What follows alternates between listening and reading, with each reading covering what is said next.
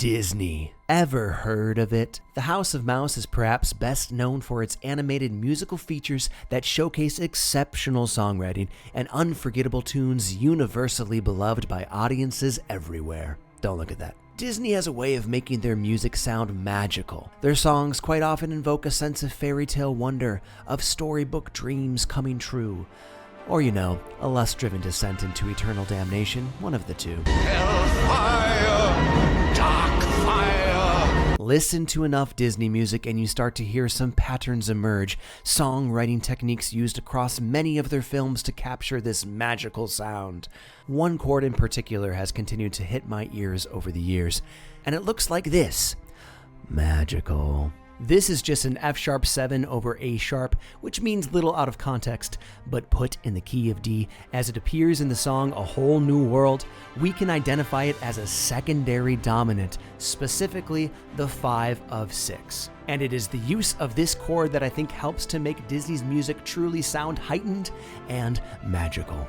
So what is a secondary dominant? Well, for that, we're going to need a little bit of musical theory. But don't worry, I'll keep it light and cheery, just like a Disney movie. Hellfire! Let's theorize, shall we? We'll start with the scale. Each note of a scale has a special name called a scale degree. For instance, the first note in a scale is called the tonic, and the fifth note is called the dominant. All the other notes have names, but we're not going to learn them today. They're kind of like referring to an animal by its Latin scientific name, which in some cases is way better. The terms tonic and dominant do come up a lot because they have a particularly strong relationship that's featured in just about, every song ever. The tonic is considered the home note of a key. It is a really common practice to start and end a song using the tonic. Let's use I See the Light, one of my favorite Disney love songs. Look, in her literal sense, she's finally seen the light of the lanterns, which was her primary quest, but she's also seen the light of a new love blossoming between her and the man who is an amalgamation of all the best features of Hollywood's most attractive stars, according to the female employees who were in the animation building at the time of his character creation. That story is true, by the way. It's also true that people have said that I look a lot like Flynn Rider, so...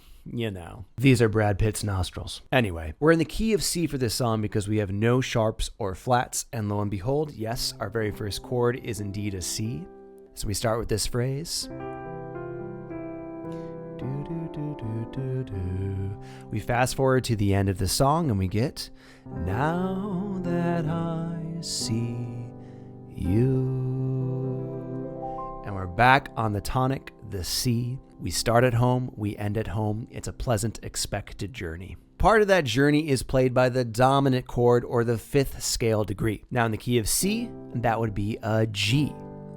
So once we've established our tonic, the dominant serves to push us back towards that resolution. We can hear it in the Tangled song. Now that I see you, bum, bum.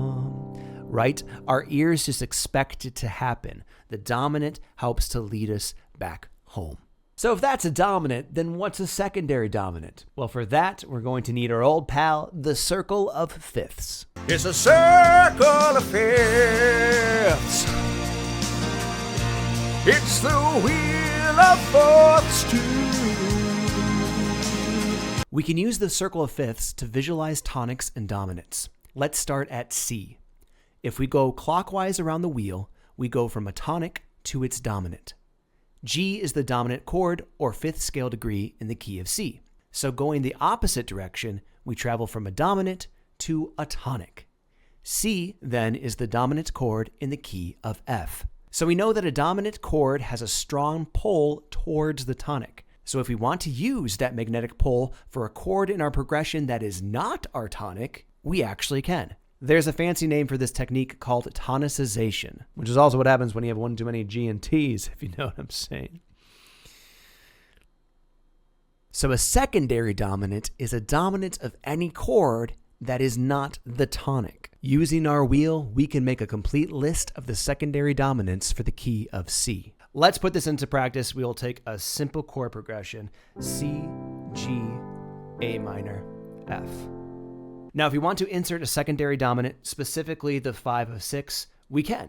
We look at our key of C, and we note that A minor is the 6th degree or the 6th chord. Going to our wheel, we see that E is the dominant of A. So we can insert the E chord right before our A minor chord for a little bit of extra flavor.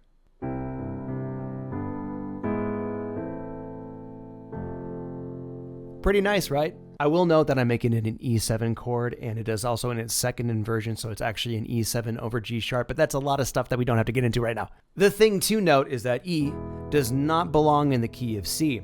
It contains a G sharp. And C is one of our more commonly referenced key signatures because it very famously does not contain any sharps or flats. So we are borrowing outside of our allotted 7 chords that the key of C would have us play.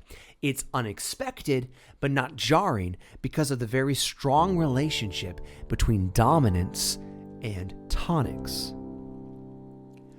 Hopefully that all makes sense, but if not, don't worry, we're going to see it in action. But before we get into it, if all this talk of theory has made you want to get to practicing, you might be interested in Flowkey. Flowkey is a piano learning app with thousands of songs you can learn, including a few Disney tunes, specifically the one that will make you ugly cry every time you try to play it. One of my favorite features from Flowkey is this thing called wait mode. If you press it, Flowkey will listen with your microphone to hear which notes you play. If you play the right note, Flowkey will move on, but if you hit the wrong one, it will just wait for you to get it right. It has the patience of a saint. And if you are consistently getting passages wrong, you can use slow mode, you can loop sections, and even just work one hand at a time. This is a fantastic app for beginner and intermediate players, and if learning piano has been on your bucket list for a while, I'd recommend at least trying it out by using the link in the description for a free trial. Okay, back to the video. Let's take a look at the song Part of Your World. We're going to look at the bridge.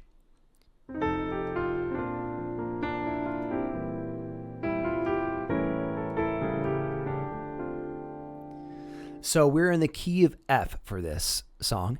So these are the chords that we would expect to play.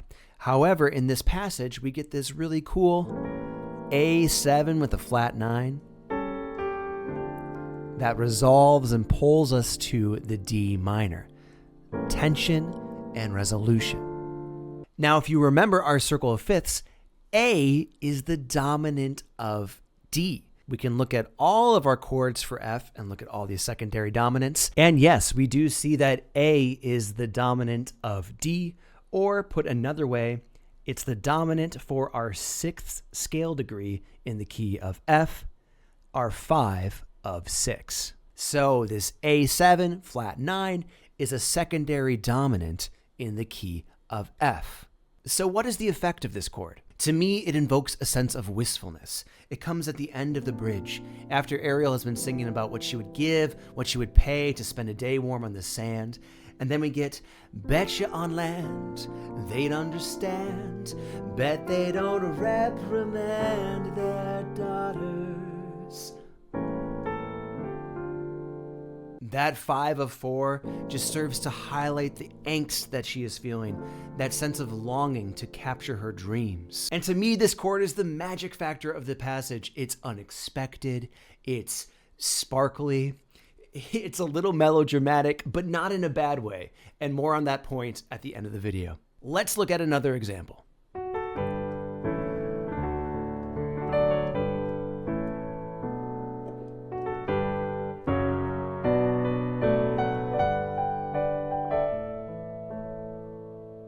Did you catch the secondary dominant? We've got this F sharp major, which does not belong in the key of D, but it is the dominant of B, and indeed, it leads to a B minor.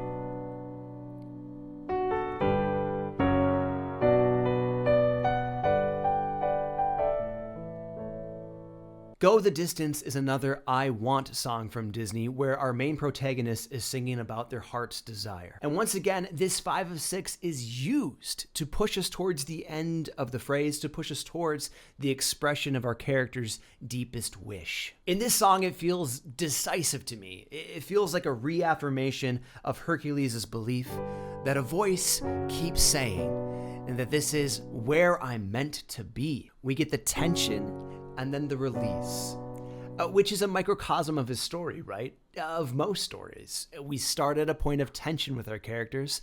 They have a want, a dream that is unfulfilled, and by the end of the story, especially in a Disney movie, they fulfill it. Tension, release. We see the same F sharp to B minor in another popular Disney song.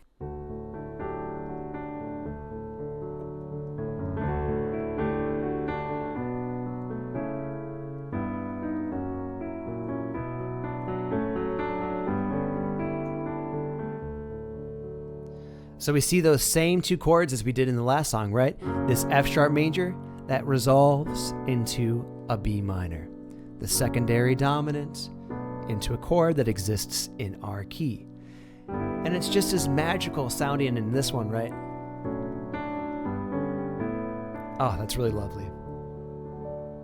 Now this one is occurring in a love song rather than an I want song, as was in our previous two examples. But in a way, love songs are kind of a form of I want songs. I mean, there is a want there. There's tension, romantic tension, that usually by the end of the song is at least temporarily fulfilled. Oh my. But yes, this chord is once again used as a dramatic way to emphasize the emotions our characters are feeling, to give the feeling of forward motion, of dreams and desires being realized, going from a point of tension to resolution. The secondary dominant, the 5 of 6, shows up in a lot of Disney songs. Here are just a few more rapid fire.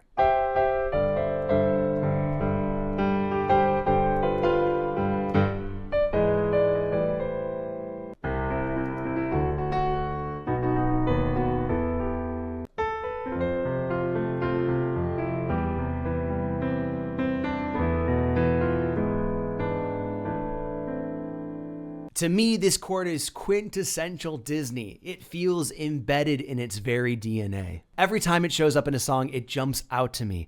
This cheeky, mischievous, melodramatic chord that sparkles just for the briefest moment before moving us towards a resolution. I think it's part of the secret sauce that makes Disney music feel so heightened and magical. So the final question for this video, can we use the secondary dominant, the 5 of 6, to Disneyify an existing pop song?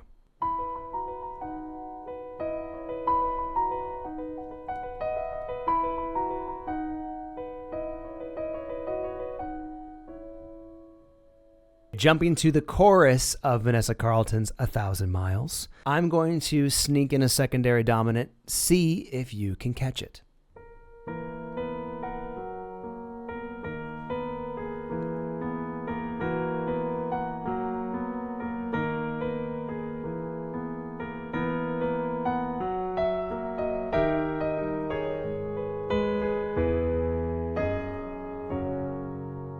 Did you hear it?